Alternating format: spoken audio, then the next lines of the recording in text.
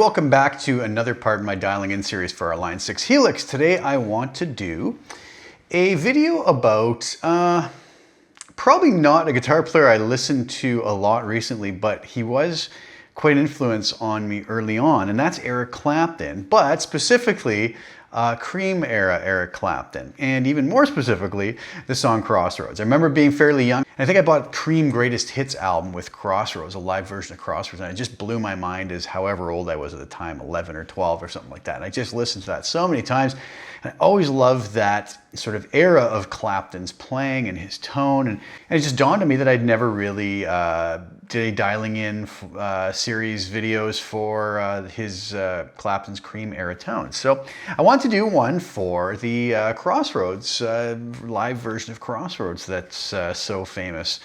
So here we go. Let's go over to HXEdit and take a look at what I did.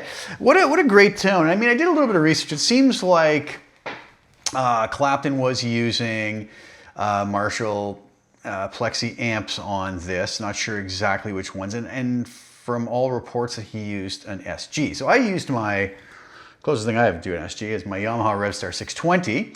And what did I choose here? Well, if we start at the end of the chain like normal, I went with an LA Studio Comp, slightly higher peak reduction than normal, set at 6, gain set at 5. EQ again for nothing other than high and low cuts. Low cut at 100, but the high cut quite low down at 6 kilohertz, much lower than I normally go, but it seemed to need it for this song.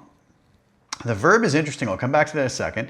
I did use the tilt EQ with a center frequency of 1 kilohertz, and I brightened things up to the bright side by bright 30 on this setting. Amp-wise, I did the Brit Trem Jump, one of my favorite Marshall models in the Helix. Not stating that this is even close to what Eric used, it's just what I kind of got closest to for this tone. And with these settings here, bright drive 10, normal drive 10, everything cranked up, bass at 2.6, mid up to 10, treble at 7.4, channel volume at 7.3, presence on 0, master on 10, and of the deeper controls, which oftentimes I don't touch, this time I felt it really necessary. I used the sag control, I pushed it all the way up to 10, and its standard default setting was 5. So I'll show you sort of the before and after of that in a second. Speaker cabinet was 412 greenback 25 with a 121 ribbon set 5.5 inches back, and I took the default low and high cut settings and turned those off since I'm using my high and low cuts on the EQ block. Now let's go back to the Verb for a sec. I used a room Verb with a decay of 4.5 and a really long pre-delay of 61 milliseconds with a super heavy mix of 50%. There was something about this tone, I don't know if it's because it was live and just the, you know, the natural ambience was being picked up, but it had a very live sound to it. And I found that you'll hear this out of the mix and it might sound like it's too much. Go check out my performance video, which I have up, of me playing sort of the intro and first verse of Crossroads to a backing track. There's only one guitar on it. All you're hearing is this preset, one guitar performed one time. And then I do the first guitar solo as well. And you'll kind of hear how this reverb really let it sit in the mix. It sounds like a lot when it's soloed, but it really worked well in the mix and got me close to where I want to be. And again, I'm not claiming to have recreated Clapton's tone here. It's just sort of getting in that ballpark, right?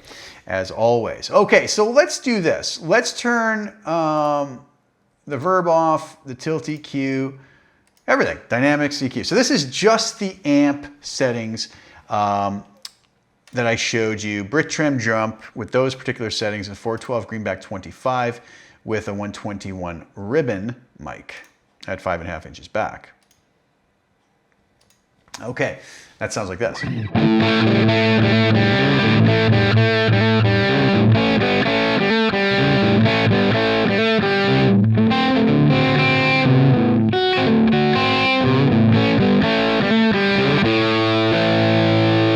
So not really close at all. Let's bring the compressor in at the end.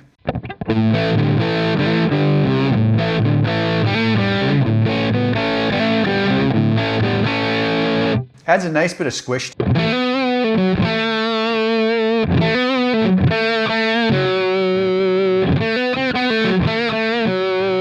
As everybody knows, I really like that in there. Okay, here's with the high and low cuts on.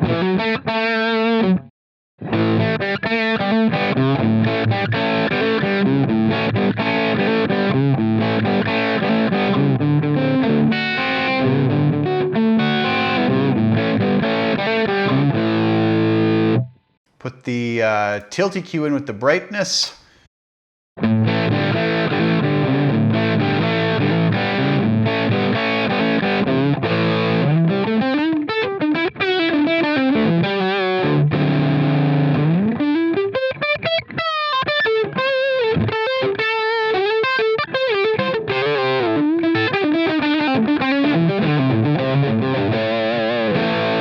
But very dry sounding. Now, this is going to be a little shocking at first when I put the reverb on with these settings. The long pre-delay allows the note to kind of come through before that reverb tail comes in.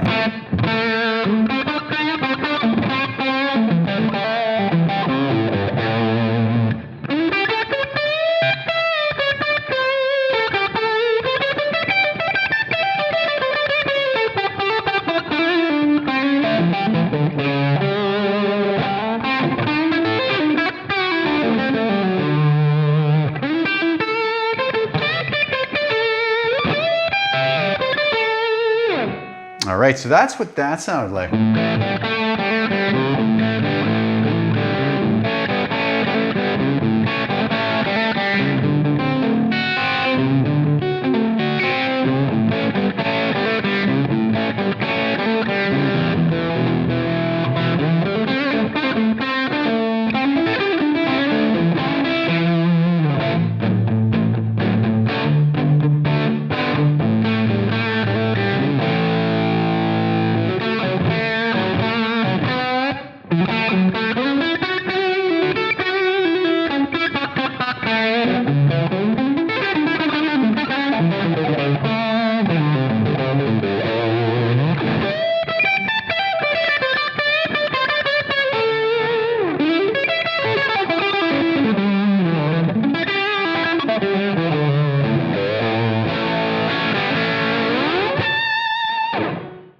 Now, what does it sound like if I come back here, bring the sag back to its default setting of 5? Here's what that sounds like.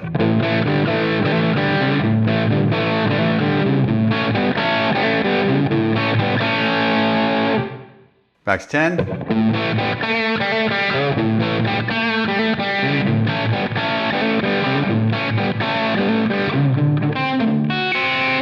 Gives it almost a squishier sound, kind of more like, to my ears anyways, what Clapton was getting on that. So, I mean, if you don't like it as squished up as that, you can bring it back. But I almost found it gave a little bit more of a saturated tone too.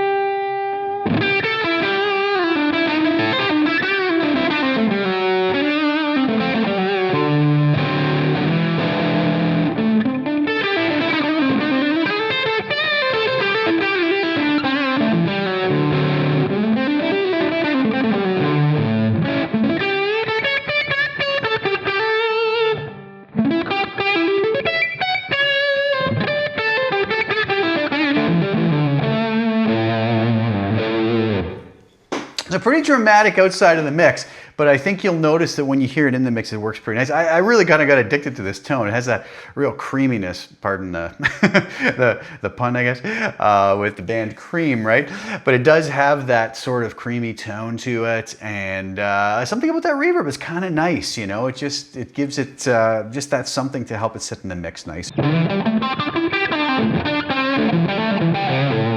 But if you find that too much, you can always back that off, back the sag off a bit, you know, again, just sort of getting you in the ballpark, something that'll work nice. So go give the performance video a listen, see how it sounded in the mix, and this will be up on Custom Tone. This will open up now if you have 2.8 for Stomp or for Helix, should work fine. We got few enough blocks and the DSP shouldn't be a problem, so it should work really well. I hope you guys enjoyed that. I hope you enjoyed the preset. Go grab it and give it a whirl for yourself.